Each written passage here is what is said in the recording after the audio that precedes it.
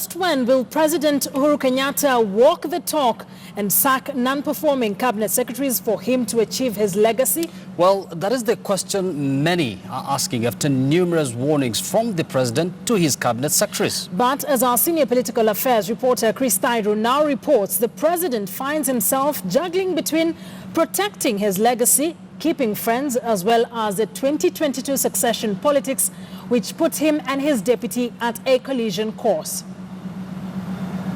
Nimewaambia wewe kama huko tayari kufanyia wananchi kazi na jukumu lako ni siasa, piga about turn. Vijana niko nao wengi ambao wako tayari kufanya kazi. Not once. We will also be very firm and very hostile to those who will use their position and abuse it. Not twice. Should you at any time feel the weight is too much, just say so. But on numerous occasions, President Uhuru Kenyatta has dropped his cool and read the Riot Act to his cabinet secretaries, threatening to sack any non-performing CSAs as well as those linked to corruption. It is now business unusual, not business as usual.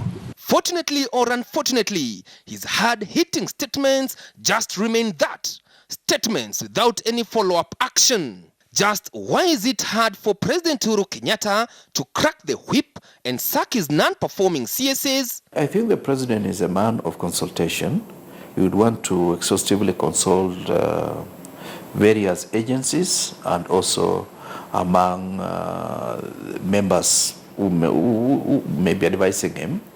The president has not just appointed these people, but he has appointed them based on the various power brokers, the various political interests that exist that has led them to come to this particular appointment. So then the president cannot wake up one day and simply say that they think a given cabinet minister is not delivering and he wants to sack or he sacks that particular cabinet secretary. The only time that President Kenyatta sent his cabinet secretaries packing was when he sacked the 5 CSAs who had been linked to corruption. They included Charity Ngilu, former Land CS, Felix Kosgei, Agriculture, Davis Chirchir, Energy, Kazungu Kambi, Labor, and Engineer Michael Kamau, Transport and Infrastructure, only for him to accuse the EACC of misleading him. Wako wewe, ulinisimamisha hapo mbele ya bunge, nikafuta mawaziri na nani ambao sasa wananilaumu, they hate me.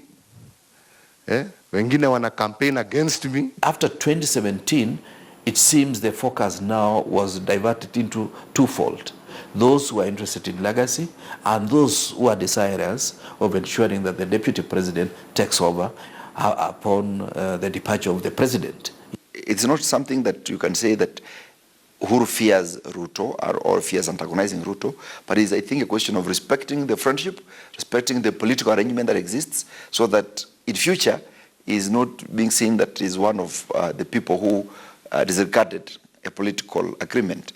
Instead of sacking the non-performing cabinet secretaries and principal secretaries, the president has been giving them a soft landing, securing them jobs outside the country as ambassadors. For instance, former sports CS Ali Wario and his former counterpart in the education docket, Professor Jacob Kaimenyi, who are accused of performing dismally, got a soft landing after being appointed as ambassadors in Austria and permanent mission to the UNESCO in Paris, respectively.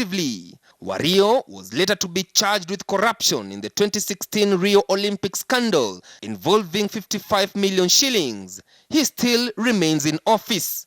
And that is why right now you look at the desperation of the president by appointing one of the cabinet secretaries, Dr. Fred Matiang'i, to be a chief minister. The president has more information than all of us put together. He should crack the whip. He should not tell us again that he's threatening those who are not serious. As the president increasingly displays anger, frustrations and disappointments in public, it is evident that he is frustrated by the slow progress of projects in his Big Four agenda, with less than 4 years to the end of his second and final term. Juggling between protecting his legacy, the 2022 succession politics and keeping friends, it is not in doubt that President Uhuru Kenyatta finds himself in a catch-22 situation. But as many argue, for him to ensure that the Agenda 4 program succeed, well, it is high time for him to crack the whip and sack the non-performing cabinet secretaries. Chris Thairu, KTN News in Nairobi. Thank you, Chris Thairu, for that report. And that